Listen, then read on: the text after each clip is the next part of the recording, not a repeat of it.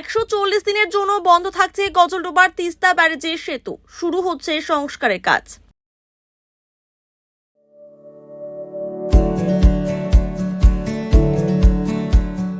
Pamper, not just a hospital, but a mother.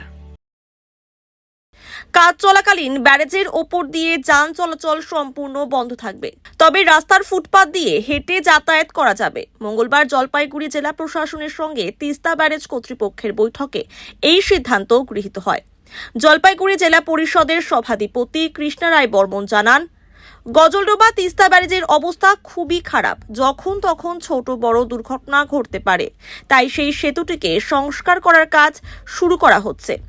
সেই কাজ আগামী 27 এপ্রিল থেকে শুরু হচ্ছে, যা প্রায় 140 দিন ধরে চলবে। এই নির্দেশিকাটি সকলকে জানানোর জন্য বিডিও ও স্থানীয় পঞ্চায়েতদের জানানো হয়েছে। তিস্তা ব্যারেজের পরিস্থিতি খুবই খারাপ। খুব দুর্ঘটনা যখন হঠাৎ করে হতে পারে, এই দুর্ঘটনার হাত থেকে রক্ষা পাওয়ার জন্য ইরিগেশন ডিপার্টমেন্ট থেকে সেটা রিপেয়ারিং এর কাজ শুরু হবে। 27 তারিখ থেকে সম্ভবত এটার ডেট একটা হয়ে গেছে, 27 তারিখ হবে কাজে। তো সেটা কাজ সমাপ্ত হবে মোটামুটি 140 দিনের মতো ডিপার্টমেন্ট বলেছে।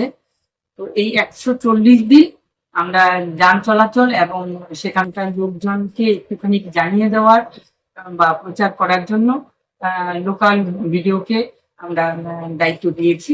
ভিডিওর মাধ্যমে বা পঞ্চায়েতের মাধ্যমে সেখানে সেই জিপি প্রধানের মাধ্যমে সেই প্রচারটা ওনারা যেন চালায় যে এই কয়েকটা দিন বা 5 মাসের মতো রাস্তা বন্ধ থাকবে।